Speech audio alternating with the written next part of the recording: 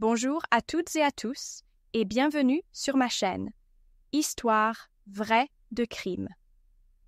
Aujourd'hui, je vais vous raconter une affaire bouleversante qui s'est déroulée le 14 juillet 2020 à Wenatchee, une ville paisible située dans l'État de Washington, nichée au pied des monts de la chaîne des Cascades.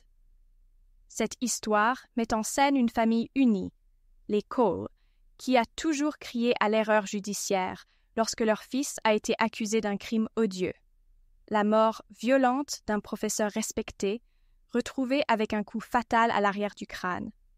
Si ce drame a d'abord semblé accabler le jeune homme, il a en réalité bien plus à révéler, et c'est ce que nous allons explorer ensemble. S'il vous plaît, n'hésitez pas à mettre un j'aime sur cette vidéo et à vous abonner à ma chaîne, j'en serais sincèrement reconnaissante. Dans le courant de l'été 2020, Wenatchee jouissait comme toujours de sa réputation de petite ville fructueuse, prisée pour ses plantations de pommiers et ses paysages vallonnés. La communauté locale vivait au rythme des vergers, des festivals de récolte et d'une vie tranquille, qui, sous des abords simples et sereins, cachait parfois des intrigues insoupçonnées. Parmi les habitants figurait la famille Cole.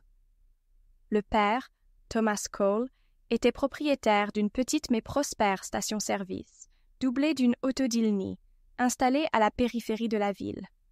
C'était un homme robuste, à la cinquantaine solide, arborant des cheveux gris coupés courts. Il était connu pour son tempérament protecteur. Rien ne comptait plus pour lui que la sécurité et l'harmonie au sein de son foyer. Son épouse, Margaret Cole, était une femme de 47 ans, aux longs cheveux roux, généralement tirés en un chignon serré lorsqu'elle travaillait. Tenace et méthodique, elle agissait comme la gestionnaire financière de la famille, tout en occupant un poste d'experte comptable pour plusieurs sociétés locales. Dans le regard de ses collègues, comme dans celui de ses enfants, Margaret incarnait la droiture et la fiabilité. Le couple avait 2 enfants déjà adultes. Ethan, l'aîné, était un jeune homme de 23 ans, étudiant la cybernétique dans l'espoir de pouvoir développer un jour des protocoles de sécurité numérique plus performants. Discret et souvent absorbé par des lignes de code, il passait des heures à décortiquer des programmes et des algorithmes de chiffrement. Ses camarades d'université, fascinés par son intelligence, se souvenaient surtout de ses courtes nuits passées dans les laboratoires informatiques du campus. Il portait des cheveux couleur paille, coupés courts, et arborait un regard vert scrutateur derrière des lunettes rectangulaires qu'il ne portait cependant pas en permanence. Il préférait souvent rester en retrait des grands rassemblements, même si ses proches le décrivaient comme un être bienveillant et toujours prêt à rendre service. Olivia, la cadette, avait 21 ans et un caractère solaire. À l'inverse de son frère, elle ne s'enfermait pas dans un univers silencieux et numérique. Elle étudiait le design graphique et nourrissait une passion débordante pour le street art. Sur son poignet gauche figurait un tatouage délicat, une petite hirondelle qui symbolisait à ses yeux la liberté d'expression et la créativité. Les habitants de Wenatchee la voyaient parfois s'adonner à des performances artistiques sur les palissades abandonnées, utilisant des bombes de peinture colorées pour égayer les lieux laissés à l'abandon.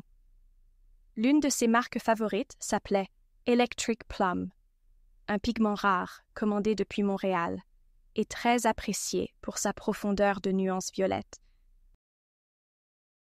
Bien que la famille Cole ne fût pas originellement de Wenatchee, elle s'y était établie depuis une dizaine d'années et participait activement à la vie communautaire. Rien n'avait jamais entaché la réputation de ces gens, à la fois ouverts et travailleurs. Les parents encourageaient leurs enfants à poursuivre des études supérieures, même s'ils ne comprenaient pas toujours tous les détails des projets de chacun.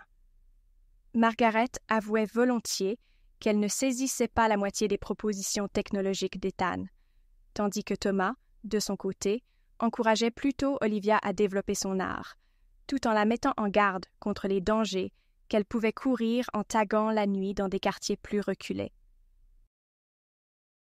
L'histoire tragique dont je vais vous parler, celle qui a secoué cette bourgade, concerne un homme respecté dans son domaine, le professeur Samuel Mercer. Professeur d'astrophysique, âgé de 45 ans, il menait des recherches de pointe sur les signaux cosmiques et leur modélisation mathématique. Il était connu sur le campus pour son éloquence et, selon certains, pour son charisme parfois manipulateur. Il adorait évoquer de grands mystères scientifiques, fasciner ses étudiants en décrivant, d'un air docte, des phénomènes célestes complexes, tout en jouant de son autorité pour s'assurer obéissance et admiration. Il portait souvent des lunettes rondes aux verres légèrement teintés, affichant un style vieillot assumé, ponctué par des vestes de tweed et des cravates étroites. Nombreux étaient des étudiants qui considérèrent ces cours comme très stimulants, malgré une certaine crainte à l'idée de soulever des objections devant un tel esprit. Il s'était installé à Wenatchee, car, disait-il, le calme relatif de la ville et la proximité avec la nature l'inspiraient dans ses travaux. Le 14 juillet 2020, la journée avait commencé comme n'importe quelle autre dans cette région ensoleillée. Le ciel se teignait d'un bleu limpide et on entendait, au loin, le ronronnement apaisant des récoltes de fruits. Cependant, au crépuscule, un événement macabre vint entacher cette apparente quiétude. Le professeur Mercer fut retrouvé inanimé, étendu dans son bureau à domicile, un coup violent à l'arrière du crâne. D'après l'analyse sommaire effectuée par le légiste venu sur place, l'instrument du crime était un long télescope en laiton ancien, qu'on retrouvait souvent dans le décor du bureau.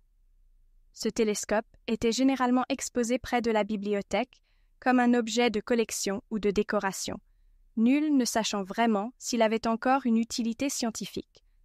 La scène du crime, dévoilée aux yeux de quelques premiers arrivés, révéla un désordre notable.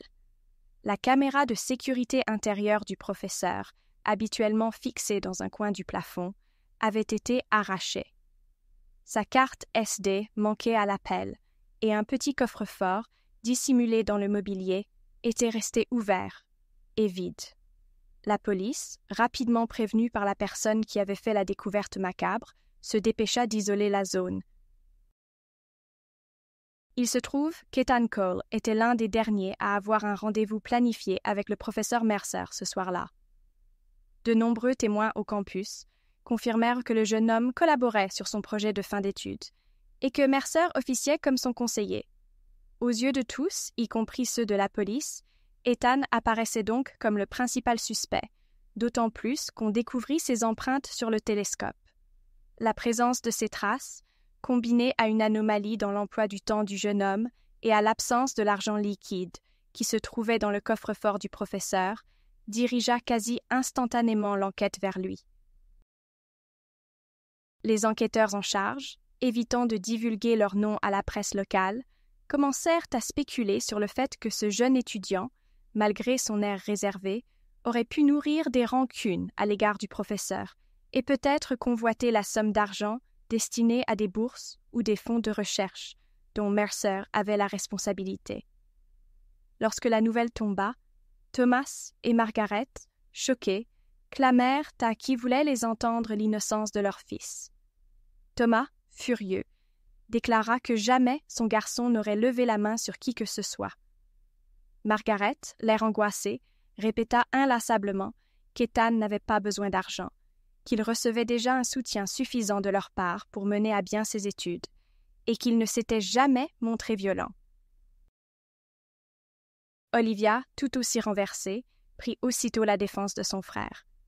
Pourtant, ni les suppliques désespérées de la famille, ni les protestations calmes mais fermes d'Ethan n'empêchèrent la police de l'emmener pour interrogatoire.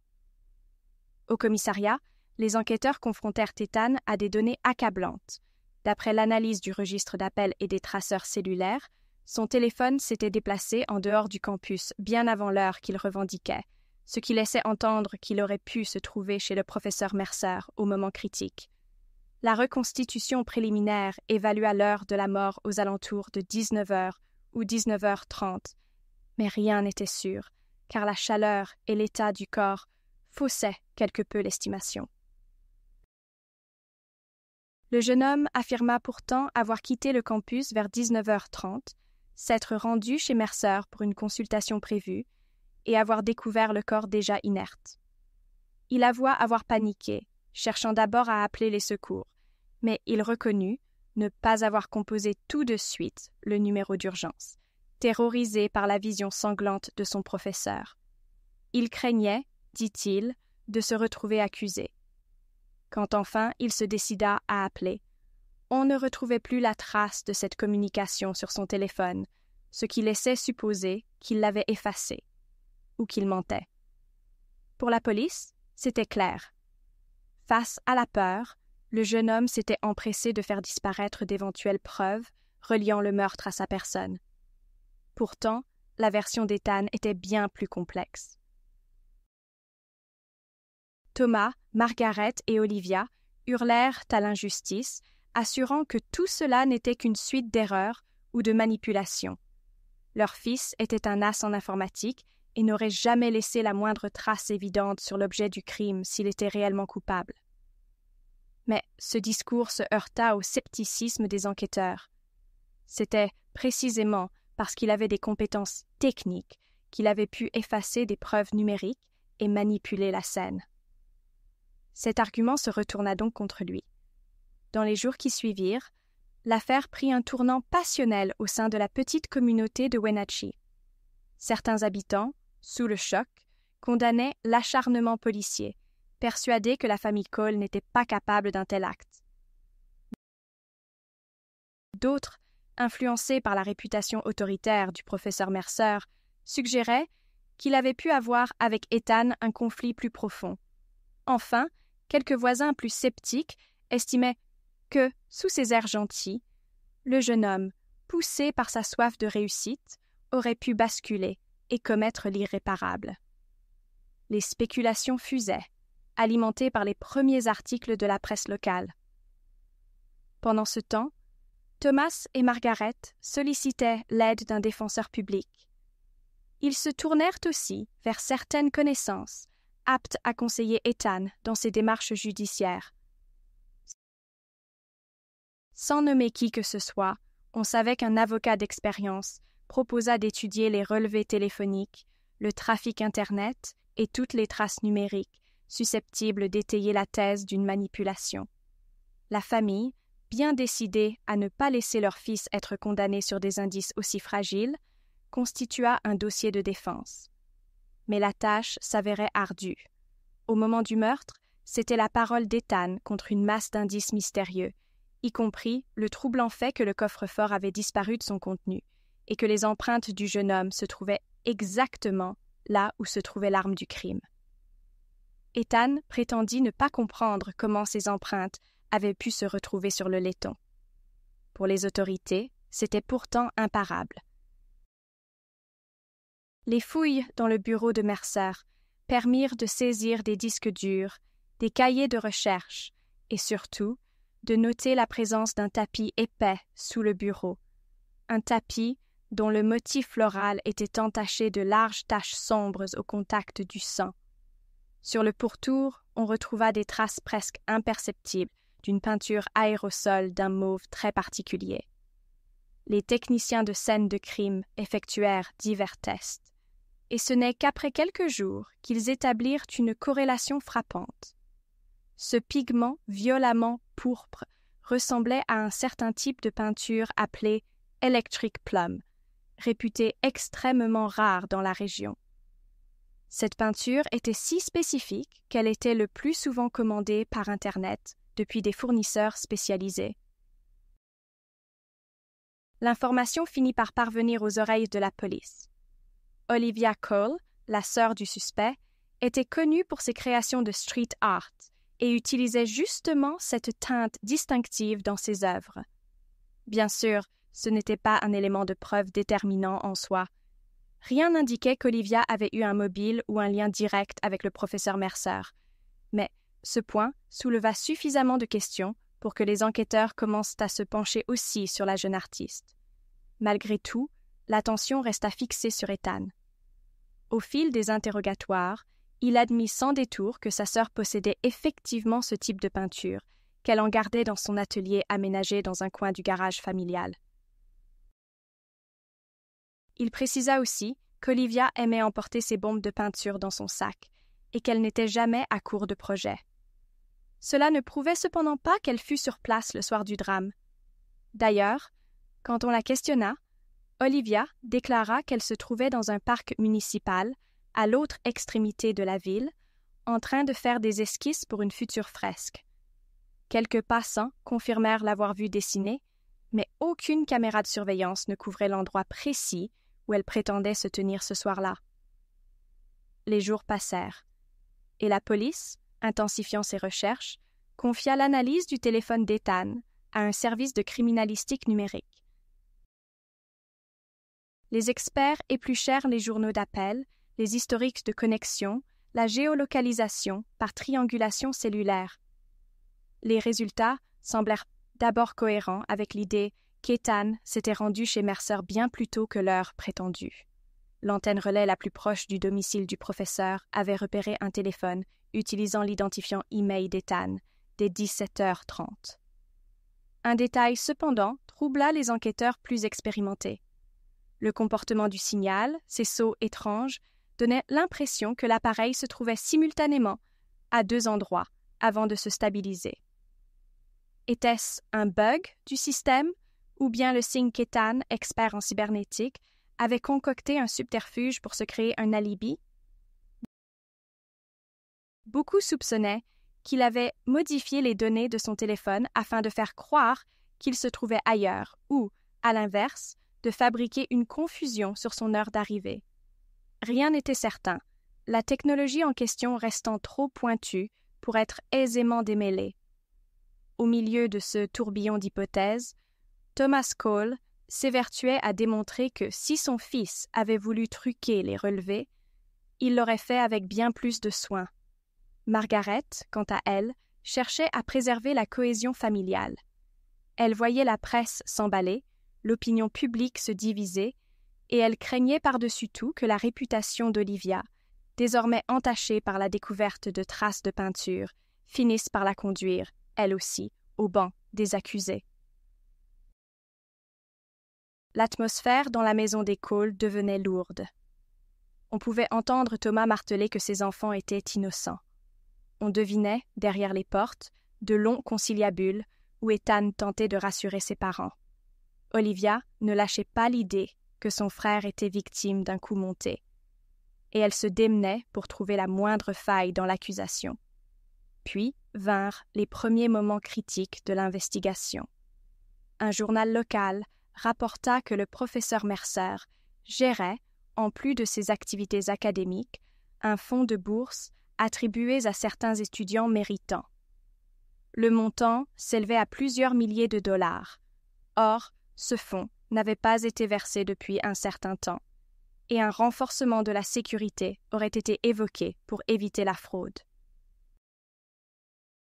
Il semblait que Mercer conservait une partie de cet argent en liquide dans un coffre-fort à son domicile, en attendant de le déposer sur le compte du fonds. On ne savait pas exactement pourquoi il adoptait cette méthode, mais beaucoup suspectèrent un manque de transparence. Des rumeurs circulèrent. On prétendait que Mercer avait, au fil des ans, soustrait une part de ces sommes pour son usage personnel, ou qu'il avait investi dans des placements douteux. Les enquêteurs considéraient toutefois un mobile clair.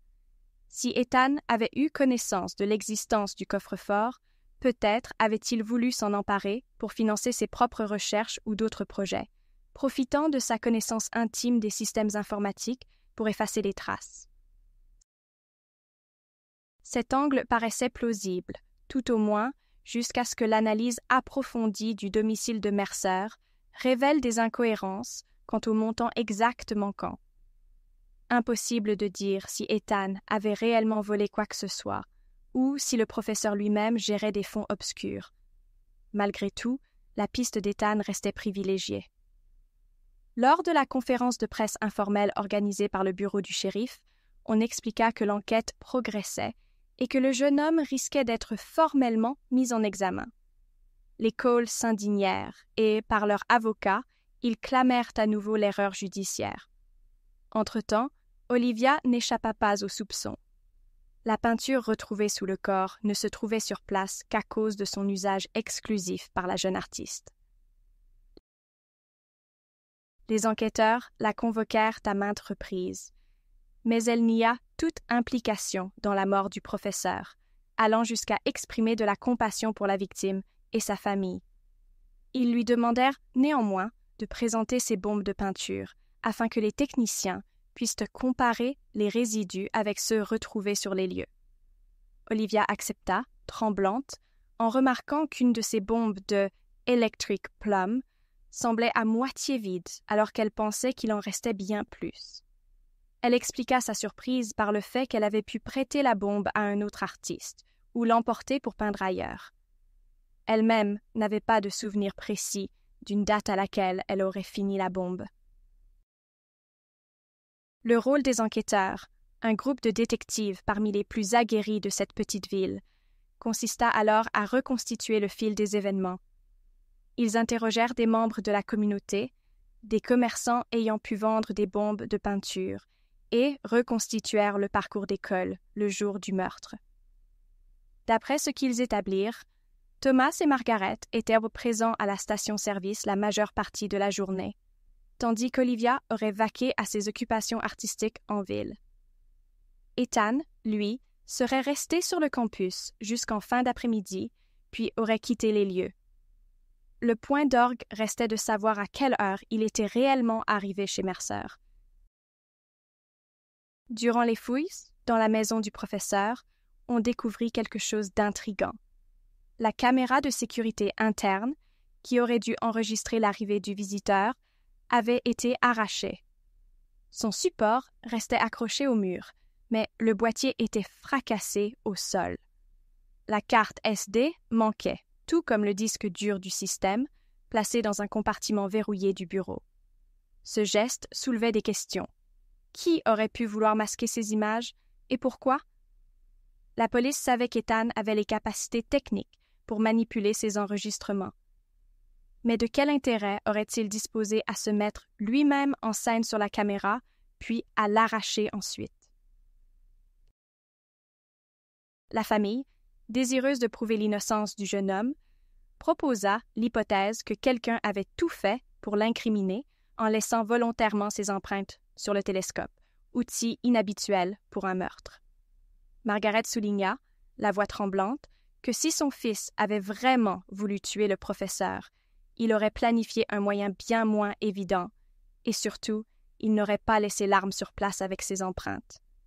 Les rumeurs couraient, les spéculations se multipliaient, et de plus en plus de gens se demandaient s'il n'y avait pas d'autres raisons, plus complexes et inavouées, ayant poussé quelqu'un à s'en prendre à Mercer. Les jours se muèrent en semaines, et l'instruction prépara le dossier pour le procureur du district, convaincu qu'Ethan avait un mobile financier pour s'emparer de l'argent de la bourse. À ce stade, l'étudiant courait un risque sérieux de se retrouver accusé de meurtre. Un climat tendu s'installa. D'un côté, la ville continuait de menacer de se déchirer entre pro-Cole et partisans d'une thèse simpliste. De l'autre, la famille, déjà épuisée par des semaines d'émotions, redoutait un procès où les préjugés les écraseraient. Au beau milieu de cette affaire, un autre indice émergea. Au domicile d'Olivia, un enquêteur passa au peigne fin l'établi où elle rangeait ses peintures et ses pinceaux. Il tomba sur des spatules couvertes de résidus violets et surtout sur un chiffon portant des traces de sang séché, infimes mais réelles. Confrontée à cette découverte, Olivia réagit avec une nervosité évidente. Elle déclara que ce chiffon avait pu servir à essuyer une coupure sur sa main lorsqu'elle s'était blessée avec un cutter, ou peut-être provenait-il de l'époque où quelqu'un d'autre dans la maison s'était fait saigner le nez. Il n'existait pas de concordance directe avec le sang de Mercer, et le test n'avait pas encore établi le profil ADN. Toutefois, cela ajouta du trouble autour d'Olivia, dont l'attitude défensive commença à inquiéter Margaret et Thomas. Ceux-ci répétaient inlassablement qu'aucun de leurs enfants n'était capable d'un tel acte et que tout ceci résultait d'une effroyable méprise ou d'une machination orchestrée. Pour mener l'enquête à son terme, le groupe de détectives mit en place plusieurs auditions croisées. Ethan expliqua, dans le détail, que le professeur Mercer l'avait convoqué dans l'après-midi pour une discussion au sujet d'un programme de bourse dont il aurait pu bénéficier. Il évoqua des échanges professionnels, la révision d'un code de chiffrement novateur qu'il développait. Puis, apparemment, le rendez-vous avait été déplacé plus tard dans la soirée, vers 19h30, car Mercer était occupé avec des obligations administratives. Ethan affirma qu'il n'avait aucun intérêt à voler le professeur et qu'il ignorait même la présence d'argent liquide dans le coffre-fort. Il reconnaissait, en revanche, avoir manipulé certaines données sur son téléphone dans le cadre d'expériences personnelles visant à tester la vulnérabilité des réseaux de téléphonie mobile.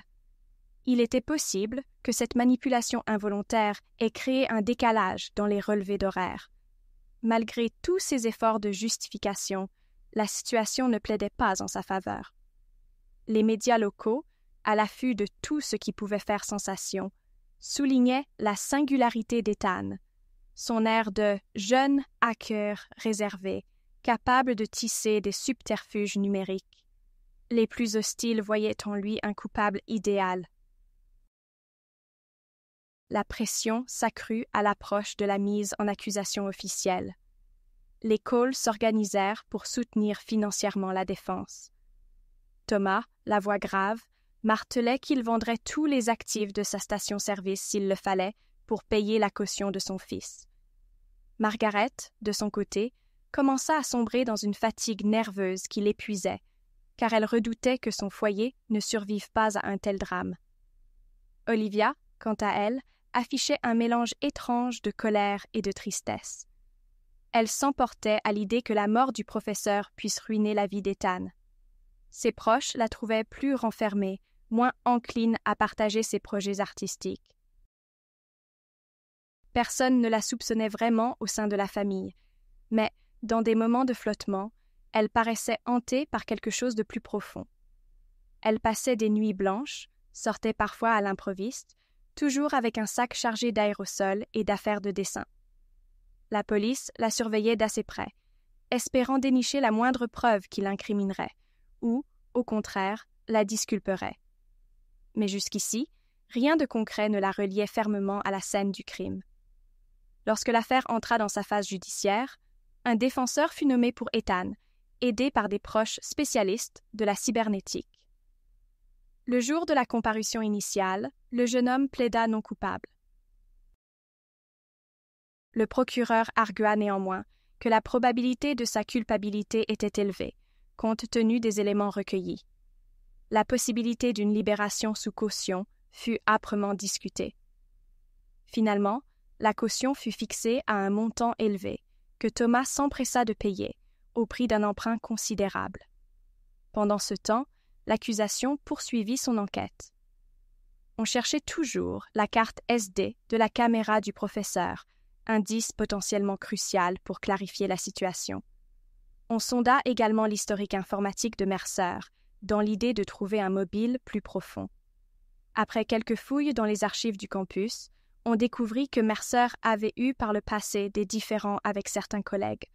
Il y avait eu des suspicions de détournement de fonds.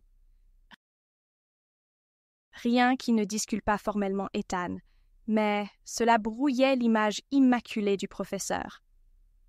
En parallèle, la famille Cole découvrit avec amertume que de vieilles connaissances professionnelles de Margaret s'interrogeaient sur l'origine de leurs finances, comme s'ils supposaient que la famille Cole dissimulait quelque chose. Un climat de défiance s'installa autour d'eux. Thomas se sentait insulté par les insinuations selon lesquelles il aurait encouragé son fils à voler ou à tricher pour assurer une meilleure situation à la famille. Les parents, blessés et effrayés, s'enfermèrent dans un mutisme prudent.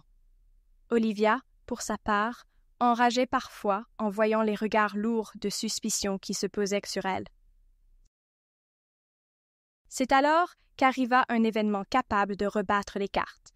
L'expertise numérique approfondie du téléphone d'Ethan mit en évidence des anomalies clairement imputables à un acte de spoofing.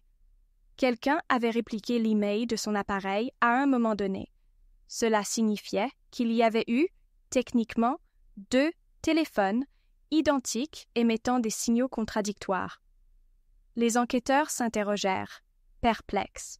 Si Ethan avait préparé ce stratagème pour se doter d'un alibi, il n'en avait pas tiré grand avantage, puisque cela avait plutôt contribué à le compromettre davantage. Était-il possible qu'une autre personne l'ait fait pour brouiller les pistes ou l'incriminer? Les jours et semaines s'écoulèrent, et l'enquête piétina sur ce point précis. Certains pensaient qu'Ethan était encore plus retors qu'il ne l'imaginait, d'autres qu'il était la victime d'une manipulation plus machiavélique. À ce stade, on parlait d'un potentiel procès retentissant, dans lequel se joueraient des débats techniques, complexes, autour de la cybernétique, de la géolocalisation et de la programmation. Mais la famille Cole refusa de se démobiliser. Thomas, prompt à protéger ses enfants, entreprit de fouiller lui-même dans les affaires d'Ethan, cherchant, de façon sans doute maladroite, à comprendre comment son fils gérait ses expériences de spoofing. Il découvrit des piles de livres traitant de cryptographie, de sécurité réseau, de falsification de paquets de données. Margaret, elle, reprit les relevés financiers de la famille pour montrer aux enquêteurs que jamais, à aucun moment, Ethan n'avait eu de besoin soudain d'argent. Elle voulait prouver par A plus B qu'il n'existait aucun mobile financier valable. Et pendant ce temps, Olivia se murait dans le silence, évitant presque toute conversation avec l'extérieur. Son comportement éveilla finalement des soupçons, y compris chez son propre avocat. Et ce furent des détails apparemment anodins qui finirent par se révéler décisifs. Un matin, un technicien judiciaire passa au laboratoire d'investigation numérique, où l'on stockait divers appareils saisis chez Mercer. Suite à une mise à jour logicielle, il parvint à récupérer un fragment de la carte SD de la caméra, carte qu'on pensait irrémédiablement endommagée. Les fichiers étaient un brûlé corrompus, mais un ingénieur compétent réussit à restaurer partiellement une séquence vidéo. Les images, troubles et silencieuses, montrèrent le professeur Mercer dans son bureau, face à une silhouette féminine tenant le télescope. Une explosion de pixels rendait la scène floue, mais on distinguait tout de même l'angle des bras, la chevelure noire qui dépassait. Cette personne semblait s'emporter dans une altercation avec Mercer le poussant. On le voyait chuter, heurter le coin d'un meuble, puis s'écrouler lourdement sur le sol. Les enquêteurs comprirent que, contrairement aux hypothèses initiales, ce n'était pas un coup unique directement asséné par le télescope qui avait causé la blessure fatale. Il y avait d'abord eu la chute du professeur. Dans la vidéo, le télescope paraissait brandi dans l'ardeur d'une dispute. Puis, après la chute, la silhouette se penchait pour relever Mercer, ou en tout cas vérifiait s'il était conscient. Mais dans la confusion, un nouveau mouvement brusque, peut-être un geste de panique, heurta encore la tête de la victime, cette fois directement avec l'arme. De la bouche de certains enquêteurs, le commentaire fut que Mercer, déjà sonné par le choc contre le meuble, s'était vraisemblablement pris un second coup fatal lorsque l'autre personne, paniquée, tenta de retirer le télescope sans précaution. L'image, bien que partielle, ne laissait pas de doute. Il s'agissait d'Olivia Cole. La bombe Electric Plum, qu'on devinait rouler au sol, renforçait l'identification. La police convoqua alors Olivia, confrontant la jeune femme à ces images.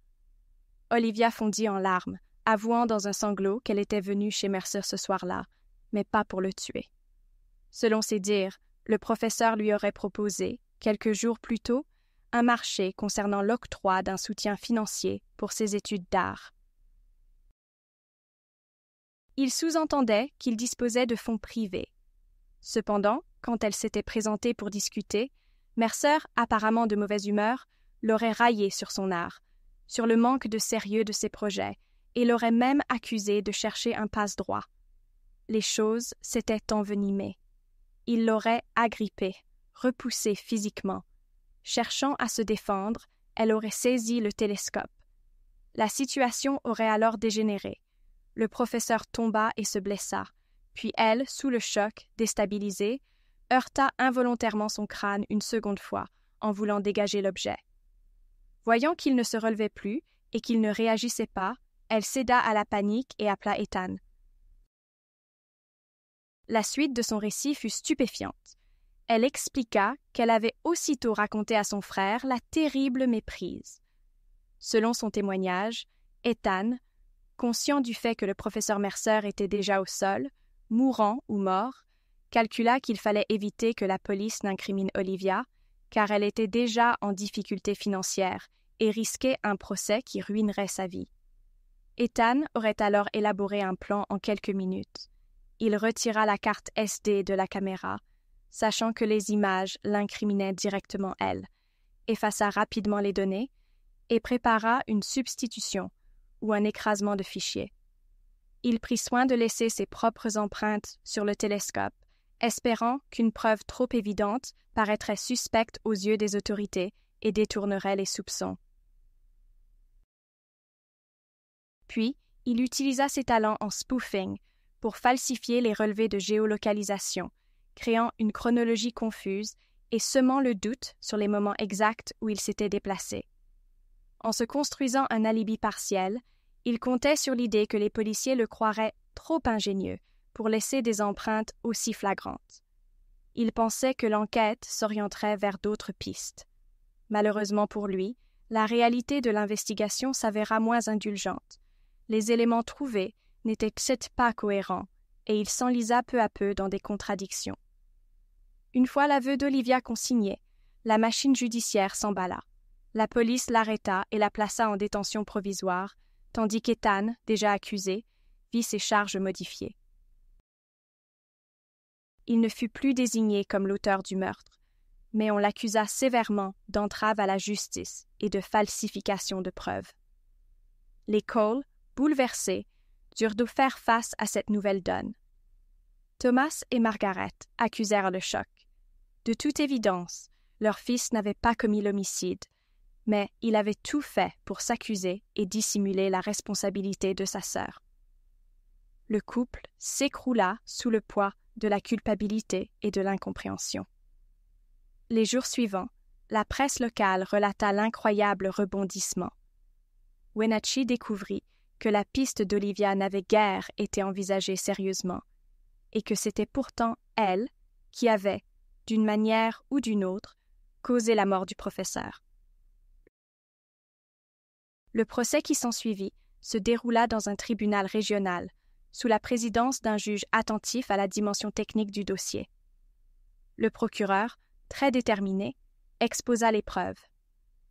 Les extraits de la vidéo corrompue, le rapport d'expertise balistique sur le télescope, l'analyse des résidus de peinture Electric Plum, ainsi que les manipulations numériques sur la géolocalisation du téléphone d'Ethan. L'avocat de la défense, sans le nommer ici, se concentra sur l'intention réelle d'Olivia. Prouver qu'elle n'avait pas eu l'intention de tuer, mais qu'un enchaînement tragique de gestes maladroits avait abouti à un meurtre involontaire. Les débats furent âpres. Le procureur souligna que, même si l'acte n'était pas prémédité, Olivia n'avait pas appelé les secours immédiatement, préférant camoufler la scène en collaboration avec son frère. La défense répliqua en insistant sur la panique d'une jeune femme se sentant menacée physiquement par un homme plus âgé et plus fort qu'elle, et sur la détresse d'Ethan, persuadé que la police ne croirait pas à l'idée d'un accident et qu'Olivia finirait en prison pour un homicide volontaire. Les témoignages défilaient.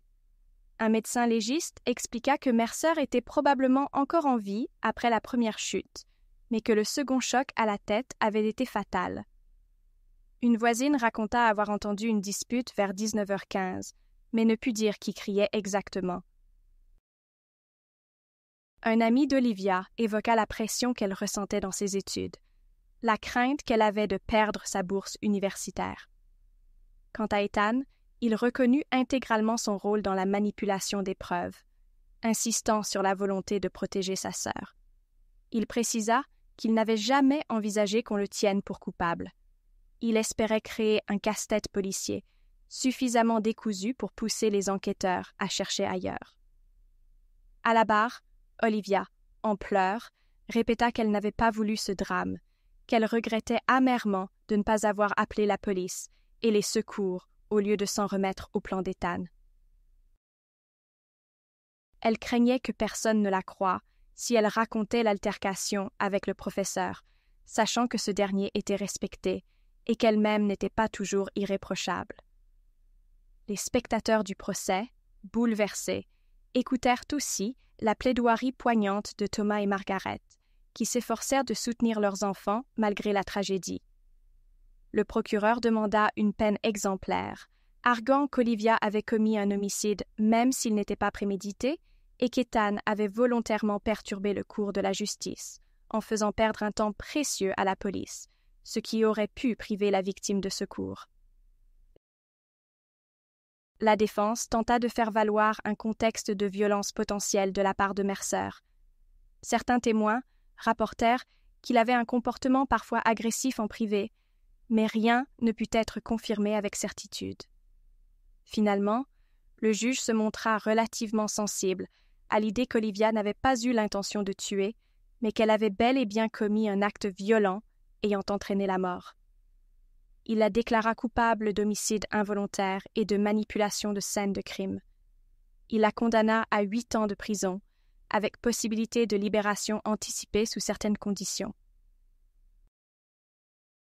Ethan, pour avoir détruit des preuves, mentit aux enquêteurs et falsifié des données numériques, écopa d'une peine plus légère, 18 mois, dont la majeure partie avec sursis et mise à l'épreuve, ce qui signifiait qu'il devrait se conformer à des obligations strictes et rester sous surveillance.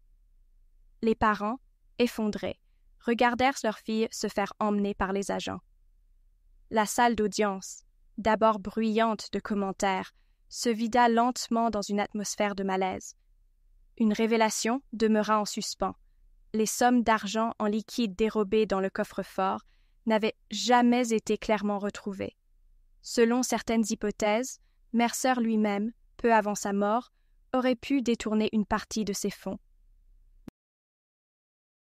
D'après d'autres, peut-être Olivia et Ethan avaient-ils découvert quelque chose ou opéré un quelconque déplacement pour brouiller les pistes, mais l'accusation n'avança jamais de preuves concrètes sur ce point.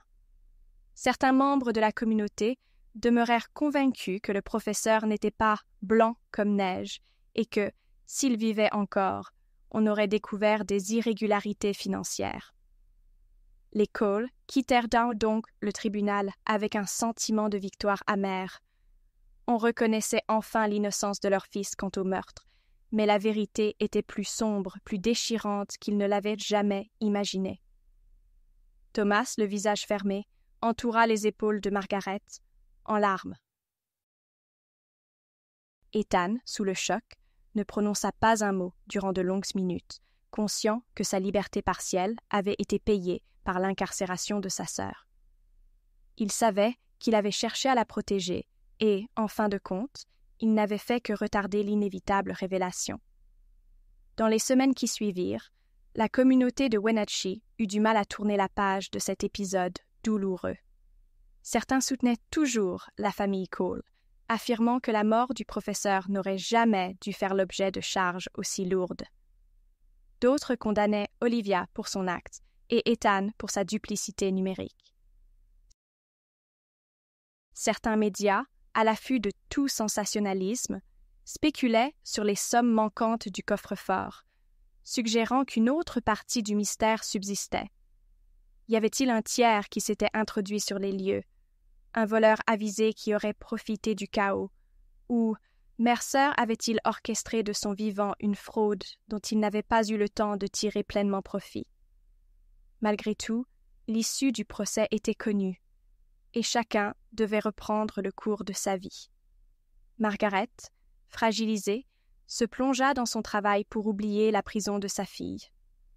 Thomas poursuivit l'exploitation de sa station-service et de son atelier de réparation automobile, affichant un silence revêche, comme si prononcer le nom d'Olivia était devenu trop douloureux. Ethan, en liberté surveillée, ne sortait plus guère, préférant s'isoler dans la chambre qu'il occupait chez ses parents. Il explorait à demi-mot l'idée de déménager pour redémarrer ailleurs, dans l'espoir de se faire oublier. D'aucuns parmi leurs connaissances dirent qu'Olivia, en prison, aspirait surtout au jour où elle pourrait reprendre son art. Elle aurait confié à un proche qu'elle ne toucherait peut-être plus jamais de bombe de peinture, tant ce drame l'avait marquée. D'autres disaient qu'elle avait commencé à dessiner et peindre ce qu'elle voyait entre les murs de sa cellule, pour exprimer sa culpabilité et son désir d'exorciser les démons de cette nuit fatale.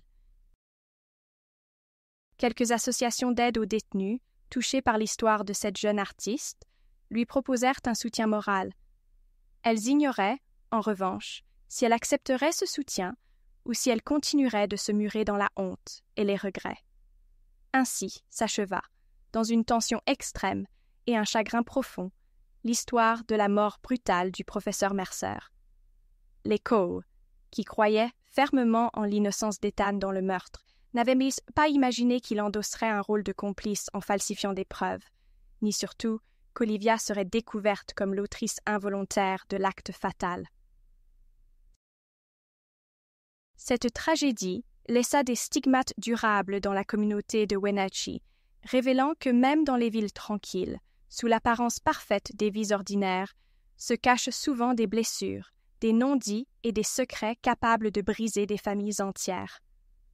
J'espère que ce récit vous aura permis de mesurer à quel point la vérité peut être complexe et douloureuse à mettre au jour.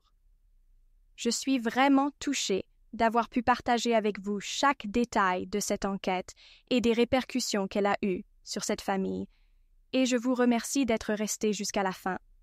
Je vous avoue qu'en tant que narratrice, je ressens encore le choc de ce tournant inattendu et le poids des répercussions pour les Cole.